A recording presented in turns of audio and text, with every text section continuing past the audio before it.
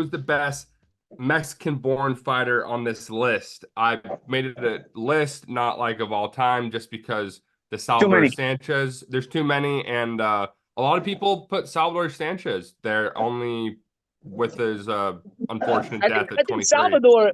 I think Salvador is an excellent fighter, but I think he's a little bit overrated. I watched there was a trainer in my in Lisa's gym when I was coming up the ladder. His name was Patrick Ford.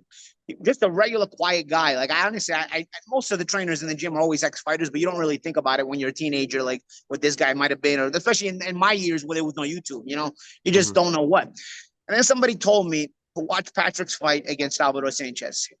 And I was like, oh man, he fought Salvador Sanchez. That's pretty wild. Because Patrick's very tall.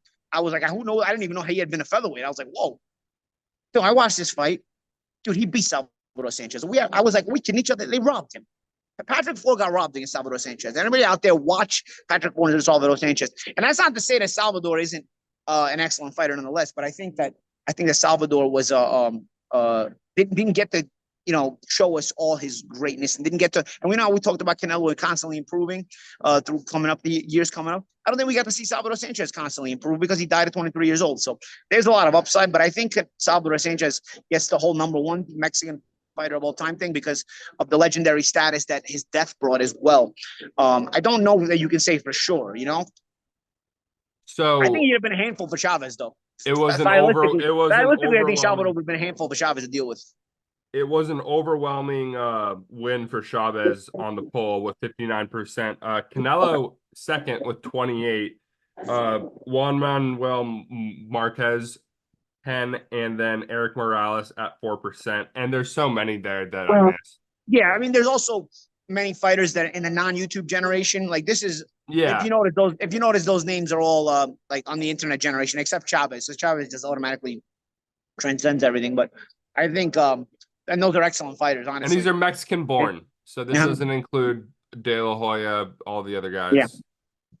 But I'll tell you what, Marquez is also pretty underrated. Morales sometimes is underrated. Like, there's a lot just in that generation. Then the Mm-hmm. generations in the past, Zarate, you got I don't know, you got Barrera. Was Barrera Barrera, too. was he Mexican born?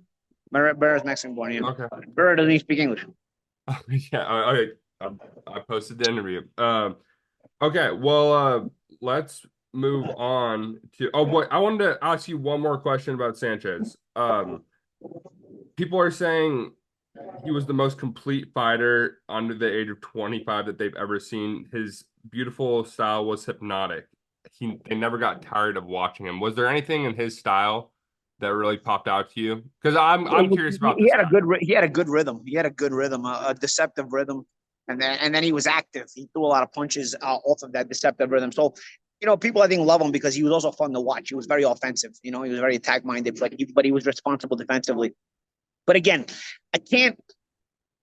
Once I saw the Patrick Ford fight, it changed my perception of him. I think people, the Salvador Sanchez uh, fight, he is a legendary fighter, and I would have loved any. And as far as a fighter under 25 years old, he is amazing and very complete. But I do think there's a little bit of overrating when it comes to Salvador Sanchez. I do. And that's not to say that he wasn't excellent, but I do think that there's a little bit of overrating. If you watch the Patrick Ford fight, you're going to see that there was things he was susceptible to, and there was things he still had to learn. And who knows, he may have learned them. Like I said, he didn't get to unfortunately keep learning because he died at 23 years old, which is crazy. The biggest learning lesson. I hear that he crashed his car. He was going to meet his side chick in camp. He went to meet the side piece. The side piece is always a problem, Jimmy. Always. The side piece. He broke camp to go meet his side piece, and he was speeding there, and he crashed. That's the story I heard. Respectfully. Respectful. We have to say respectful. Is that how he died? Yeah, I'm not kidding. That's how he Yeah. died. He died in a car crash. Oh, Going to meet no. his side piece. Oh, wow. So, I didn't know that. I didn't know that. No, yeah, I wasn't kidding. That's the rumor. That's what I've been told by many boxing insiders, and I've heard it plenty of times. For it at this point, it's probably what happened. Probably he broke camp. He was in camp, and he left. He was speeding with his Porsche, bro. You got a 23-year-old phenom. At 23 years old, you wanna plug everything, right? I mean, so he's got a Porsche. He's going to meet the chick, and and he crashed. Chat, is that true? I'm asking the chat here. Yeah.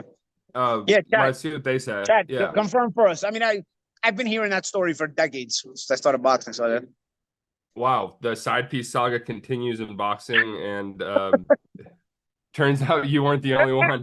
you don't even want to laugh about it because damn, everybody, we've all been 23 years old, and like we're going all over the place for chicks, right? Bro, That's what we do at 23 years you old. were 32 saying that shit. I know, but that was a different kind of side chick.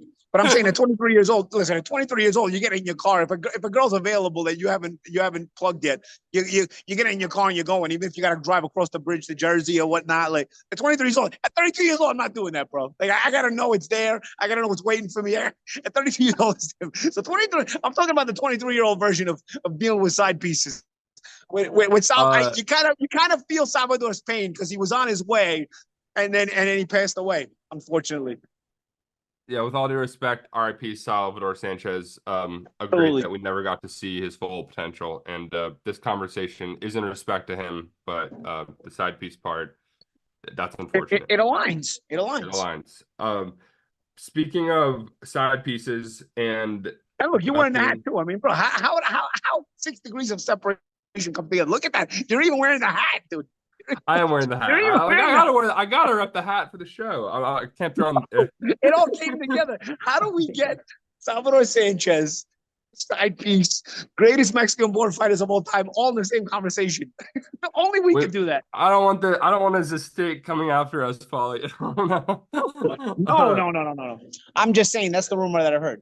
We put up and I've heard it from a lot of people. So we put up another poll: who's the biggest duck in boxing right now? And I just put Canelo versus Benavidez or Tank versus Shakur, and Canelo versus Benavidez was over 75% voted that because because that's the mandatory. Tank versus Shakur is more of a unification. It should happen. It's supposed to happen.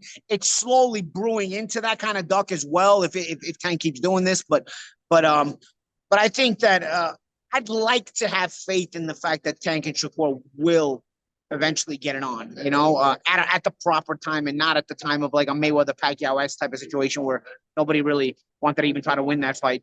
I still want to see them fighting when they're hungry. We'll see.